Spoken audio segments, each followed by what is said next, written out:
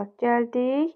Yenə amid, poliamid liflərindən biri kaprona. Naylon, kapron, enant dedik axı bunlara aiddir. Qaldı kapron. Kapron nədir uşaqlar? Kapron 6 amin kapron. Belə də deyə bilərsiniz. Turşusundan alınacaqdır. Yəni amin turşudan yenə alınacaqdır bu. 6 amin kapron da nədir? Burada artıq enantdan fərqli olaraq karbon sayı düşəcəkdir 6-ya. Yəni COH-ın karbonu 1, geriyə də qalacaq 6 dənə karbon. Daha doğrusu bundan başqa 5 karbon. Ümumilikdə 6 karbon. Elə də bu 5. Bundan çıxacaq həmin o amin qrupumuz. Bu da oldu bizim üçün 6 amin kapron turşusu. İndi bundan da yenə eyni qaydada uşaqlar. Yenə ikisini baş-başa birləşdirmək lazımdır.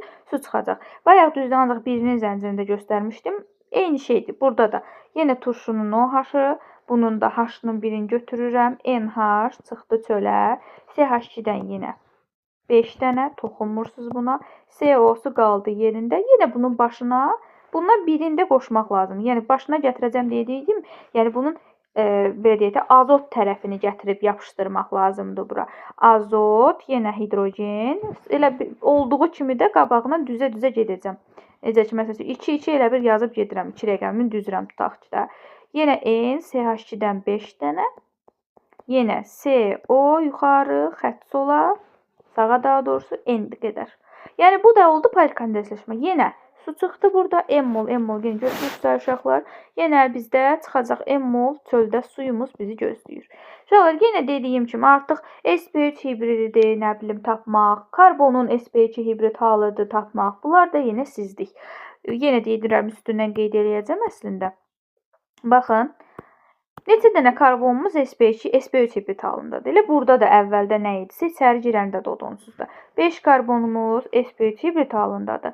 Turşu qrupundakı bu isə həmişə bilirik sp2 halında olduğuna, yazıram bunun halına sp2 hibrid halında. Oksigen atomunun sayı, uşaqlar bu ikisini qarışdırmayın. Bir həlqəyə baxırıq, bir dənəsinə baxırıq. Bir dənə oksigen atomu var.